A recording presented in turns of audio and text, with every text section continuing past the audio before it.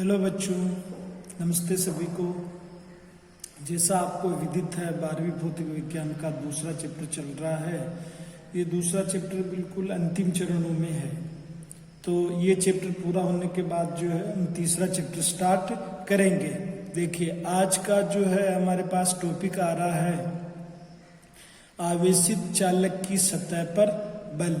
आवेशित चालक की सतह पर बल। देखिए कोई भी जो है चालक के रूप में हम गोला ले सकते हैं और उस गोले को हम आवेश देंगे। तो अगर मान लो आपने जो है चालक गोला लिया तो उसके जो भी आवेश आप देंगे धनात्मक या ऋणात्मक आवेश वो सीधा उसकी सतह पर आ जाएगा। सतह पर आने के बाद भी आप देखेंगे कि अगर आपने धनावेश दिया तो उन आवेशों के बीच में जो है प्रतिकर्षण बल कार्य करेगा। तो यही जो है प्रतिकर्षण बल वो चालक की जो सरफेस या सतह जो है उस पर बल लगाता है। तो हम इसी बल का मान जो है निकालना चाहते हैं। तो जो है आपके टॉपिक की जो हेडिंग है वो समझ में आ गई होगी। जैसे हम चित्र के अकॉर्डिंग अगर समझना चाहें तो देखिए ये चालक गोले के रूप में मैंने ये डायग्राम बनाया है एक गोले का, और इसको जो भी मैं धनावेश दे रहा हूँ वो सीधा इसकी सतह पर आ जाएगा। समझ रहे हैं आप, ये इसकी सरफेस पर आ गया। देखिए अपन ने जो इसको धनावेश दिया है तो देखिए दोनों समान आवेश होने पर उनके बीच में प्रतिकर्षण लगता है। तो ये जो प्रतिकर्षण बल जो है इसकी सतह पर एक बल लगाएगा और इसका कितना मान होगा वो हमें निकालना है। तो देखिए इसके लिए हम क्या करते हैं, एक छोटे से अल्पांश की जो है कल्पना करते हैं जिसका नाम अपन ए बी दे देते हैं। ठीक है ना। अगर हम ए बी पर लगने वाले बल को अगर मालूम कर लें तो फिर समाकलन के द्वारा इस पूरी सतह पर कितना बल लग रहा है जो हम पता कर पाएंगे। देखिए ए बी हमने एक अल्पांश लिया है और यहाँ पर जो ये ए बी का अल्पांश है वो हमें लग रहा है एक चालक पट्टिका की भांति। समझ में आ रहा ना, ए बी क्या है, चालक पट्टिका की भांति जो है हमें लग रहा है।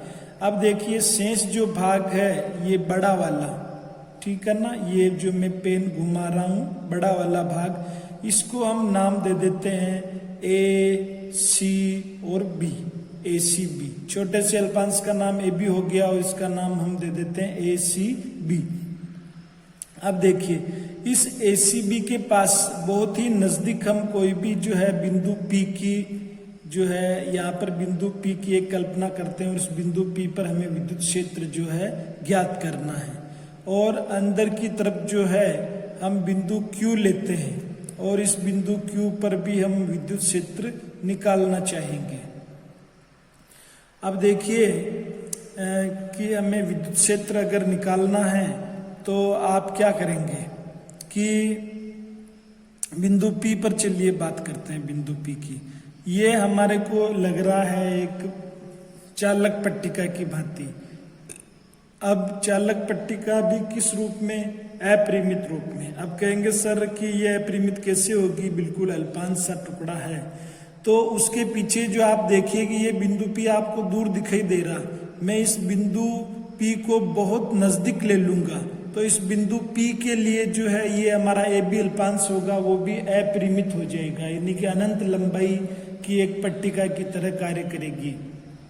जैसे कि आपकी जो है फुल हथेली कुछ आप इस प्रकार से खड़ा करें, है ना, और इस हथेली के यहाँ पर बिल्कुल ही नजदीक में, यहाँ पर बिल्कुल ही नजदीक में कोई पॉइंट लेंगे तो इस पॉइंट के लिए तो हमारी हथेली बहुत ही बड़ी हो गई, अनंत लंबाई की हो गई। तो ऐसी स्थिति यहाँ पर भी बनेगी। अब देखिए आप यहाँ पर जो है हम बिंदु P पर अगर विद्युत क्षेत्र की तीव्रता निकालेंगे तो याद करिए गाउस नियम के अनुप्रयोग को। अपरिमित चालक पट्टिका अगर हमारे पास है तो उसके लिए विद्युत क्षेत्र कितना होगा, तो आप कहेंगे सिग्मा अपॉन एप्सिलॉन नॉट। बिल्कुल यही। अब ये जो आपको वैल्यू मिली है वो किस किस कारण से मिली है, किन आवेशों के कारण मिली है, तो आप कहेंगे कि एक तो हमारे पास ये ए बी आवेश है, यानी कि आप कह देंगे विद्युत क्षेत्र ए बी अल्पांश के कारण।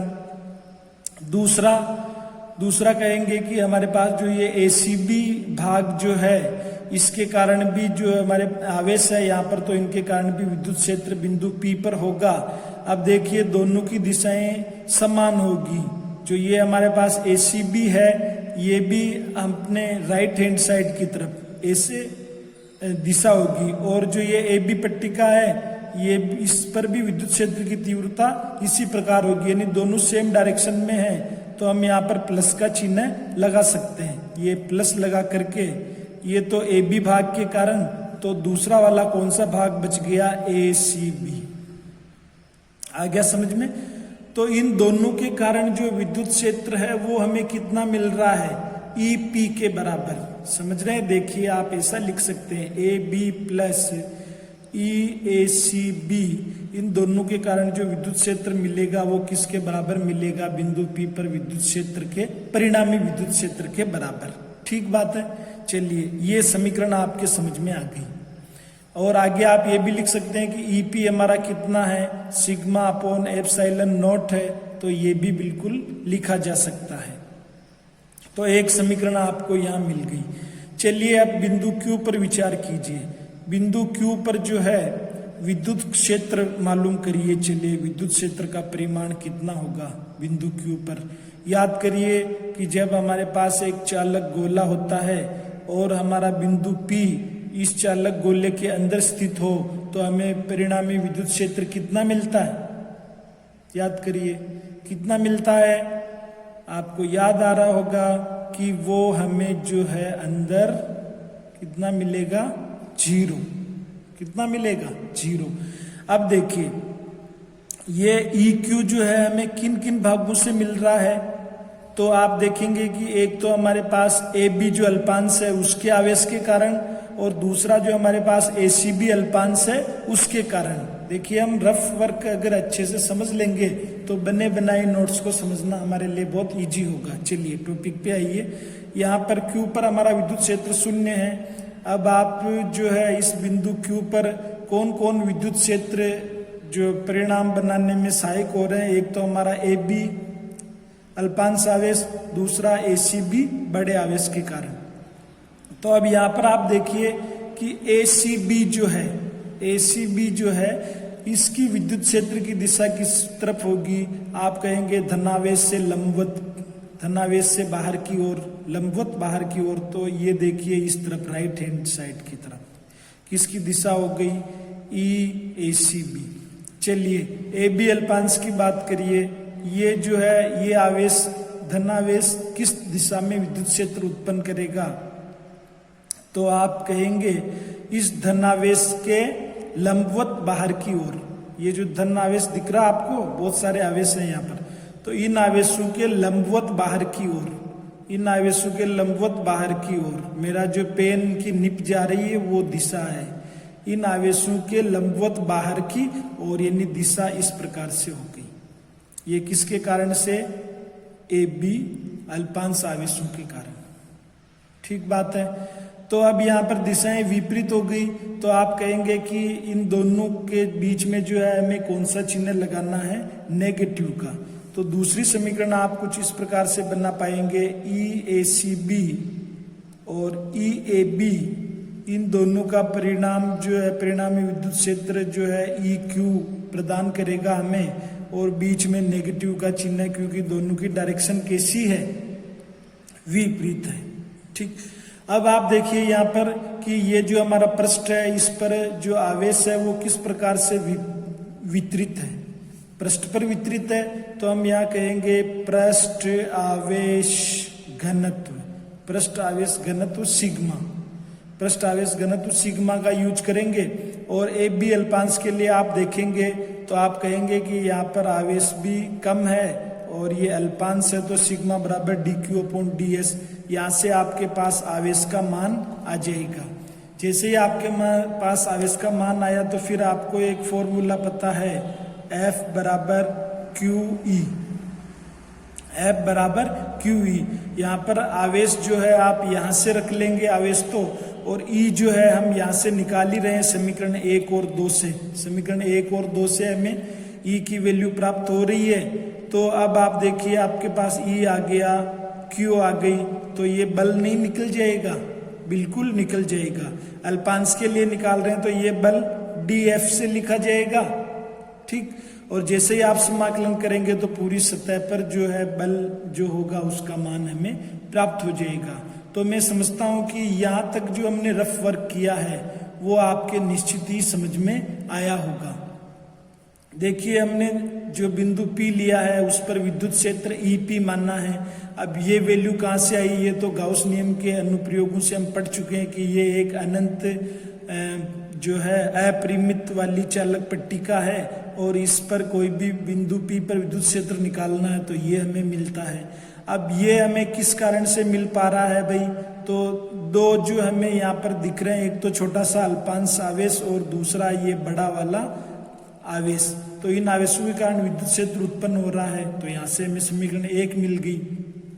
दूसरे समीकरण के लिए हम बिंदु Q पर जाते हैं कि बिंदु Q जो है कहाँ पर स्थित है, चालक गोले के अंदर स्थित है, और चालक गोले के अंदर विद्युत क्षेत्र जैसे अपन निकालेंगे 0 मिलेगा। परंतु इसको बना कौन रहा है, इस विद्युत क्षेत्र को, एक तो ये अल्पांश बना रहा है और दूसरा ये बड़ा वाला भाग ACB बना रहा है। परंतु दोनों की दिशाएं जो है अलग अलग या विपरीत होने से AB तो अंदर की ओर जा रहा है, ठीक है ना, इस तरफ लेफ्ट हैंड साइड की तरफ, और ACB जो है उसकी दिशा राइट हैंड साइड की तरफ है। तो इन दोनों की विपरीत डायरेक्शन होने से हमें यहाँ पर माइनस का चिन्ह मिलता है, समीकरण 2 प्राप्त होती है। फिर हम पृष्ठ आवेश घनत्व की सहायता से यहाँ पर अल्पांश पर कितना आवेश है वो निकाल लेंगे। फिर हमारे पास जो हमने फर्स्ट चैप्टर में बल और विद्युत क्षेत्र की तीव्रता का जो फॉर्मूला प्राप्त किया उसका यूज करते हुए यहाँ पर F निकाल लेंगे, और इसी ऐप से हम दाब भी आगे कैलकुलेट कर लेंगे इसी टॉपिक में।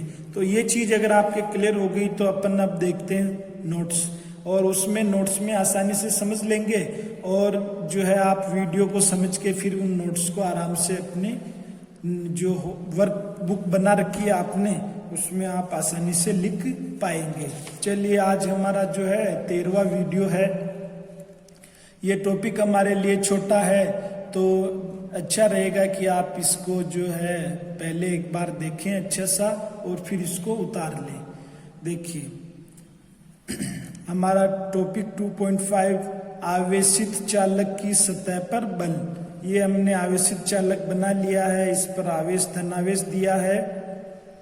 क्या जो लिखा मैंने वो यहाँ पर मैंने लिखा कि चालक के प्रत्येक छोटे भाग में उपस्थित आवेश पर, यानी छोटा भाग आपने AB लिया है तो इस AB पर जो है शेष भाग हमारा ACB है वो प्रतिकर्षण बल उत्पन्न करेगा। तो शेष भाग के आवेशों द्वारा प्रतिकर्षण बल कार्य करता है। चूंकि चालक पर आवेश पृष्ठ पर एक समान रूप से वितरित होता है, पूरे इस चालक पृष्ठ पर जो आवेश है हमारा वो समान रूप से समरूप रूप से वितरित होगा। अतः आवेशित चालक पृष्ठ बाहर की ओर एक बल या दाब अनुभव करता है। बहुत ही इंपॉर्टेंट बात कि ये जो हमारा पूरा का पूरा आवेशित चालक है ये बाहर की ओर जो है बल अनुभव करेगा। अब उस बल का हम मान निकालना चाहते हैं तो हम मान निकालेंगे, लेकिन एक अल्पांश पे निकाल लें और फिर उसका समाकलन कर दें तो इस पूरे चालक के जो सतह है उसके द्वारा कितना बल बाहर की ओर लग रहा है वो हम आसानी से पता कर लेंगे। अब देखिए ये पेंसिल से जो लिखा हुआ है इसको आपको लिखने की जरूरत नहीं, मैंने रफ काम में आपको समझा दिया। आपको वही वर्क करना है जो इस पेन से किया हुआ है। यहाँ पर जो आप इस डायग्राम को देखेंगे तो मैंने यहाँ पर बिंदु P लिया हुआ है, इस तरफ बिंदु Q लिया हुआ है। ये मैंने सेकंड समीकरण बनाई है और ये इधर जो है आपको फर्स्ट समीकरण दिख रही होगी। ये यहाँ पर अगर आपको कम भी दिखाई दे तो कोई खास बात नहीं है, क्योंकि हम इन समीकरणों को आगे मैथमेटिकल फॉर्म में और मैथमेटिकल फॉर्म में लिखने के बाद इनसे कैलकुलेशन वगैरह करनी है तो आप इस डायग्राम में ये इस प्रकार का चालक गोला बनाने आवेश दे दें। आवेश देने के बाद ए बी अल्पांश ले लें, बिंदु P और Q भी बना लें। ये जरूर आपको दिख रहा होगा EQ इक्वल टू 0 और इधर EP बराबर सिग्मा अपॉन एप्सिलॉन नॉट। ये आपको है जो मेंशन या लिखना है। अब चलिए, आवेशित चालक गोले का आवेश घनत्व जो है हम सिग्मा लेंगे। कारण है कि भाई आवेश जो है हमारा वो पृष्ठ पर वितरित हो रहा, तो पृष्ठ आवेश घनत्व हो गया। ये क्या लेंगे? पृष्ठ आवेश घनत्व। ये लिख दिया मैंने, पृष्ठ आवेश घनत्व सिग्मा। इसके पृष्ठ पर एक अल्पांश ए बी लेते हैं तथा शेष भाग ACB है। गोले के बाहर समीप बिंदु P पर जो विद्युत क्षेत्र है, ये मैंने आपको बता दिया है कि चालक पट्टिका के कारण जो विद्युत क्षेत्र हमें सिग्मा अपॉन एप्सिलॉन नॉट मिलता है। अंदर स्थित विद्युत बिंदु Q पर विद्युत क्षेत्र जो है वो 0 मिलेगा, क्योंकि चालक गोले के अंदर विद्युत क्षेत्र हमेशा 0 प्राप्त होता है। अब यहाँ पर जो है हम पहली समीकरण बनाते हैं बिंदु P के लिए। बिंदु P पर जो विद्युत क्षेत्र है वो इतना है, परंतु इस पर कौन कौन उत्पन्न कर रहे हैं इस विद्युत क्षेत्र को? तो AB अल्पांश वाला आवेश और ACB जो भाग है उसके कारण आवेश, दोनों विद्युत क्षेत्रों का जो है हम योग कर लेंगे तो समीकरण 1। ऐसे ही आप देखिए Q के लिए आपके पास दोनों अल्पांश और बड़ा भाग तो आ ही जाएंगे, परंतु नेगेटिव इसलिए आया क्योंकि यहाँ पर दोनों की जो दिशाएं हैं, ACB के कारण विद्युत क्षेत्र और AB के कारण विद्युत क्षेत्र विपरीत होने से यहाँ पर नेगेटिव चिन्ह आया। समीकरण 2 बन गई। आप समीकरण 2 को अगर देखें तो इसके जो है इधर लेफ्ट हैंड साइड में 0 आ रहा है, और अगर हम EACB को इधर ले लें अपने राइट हैंड साइड में तो पॉजिटिव हो जाएगा। ये समीकरण 3 हमें मिल गई। इस समीकरण 3 का उपयोग हम समीकरण 1 में कर लेंगे। किस जगह पर? यहाँ पर EAB का मान क्या भर देंगे? EACB। चलिए अब देखिए, जो है हमने अभी कहा कि भाई समीकरण 3 का मान जो है हम किस में भरेंगे? समीकरण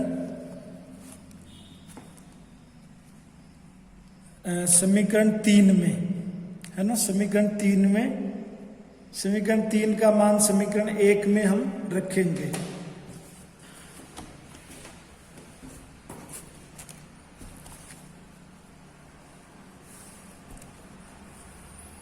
चलिए यहाँ पर यही किया हमने। समीकरण 1 का जो है ये हमारे पास लेफ्ट हैंड साइड का भाग है, इधर दोनों सेम आ गए, दोनों जुड़ गए। और ACB के कारण, ध्यान दीजिए, ACB भाग के कारण जो विद्युत क्षेत्र की तीव्रता या विद्युत क्षेत्र जो है वो मिल रहा है सिग्मा अपॉन 2 एप्सिलॉन नॉट। समीकरण 4 बन गई। विद्युत क्षेत्र की तीव्रता मिल गई, तब हमारा जो लक्ष्य है वो आवेश प्राप्त करना है, ताकि F बराबर Q और E दोनों हमें पता चल सके। जिसमें से E मिल गया तो अब Q पर बात करते हैं। तो पृष्ठ आवेश घनत्व का ये फॉर्मूला हमें पता ही है कि जो है एकांक क्षेत्रफल पर कितना आवेश वितरित है वही पृष्ठ आवेश घनत्व सिग्मा कहलाता है।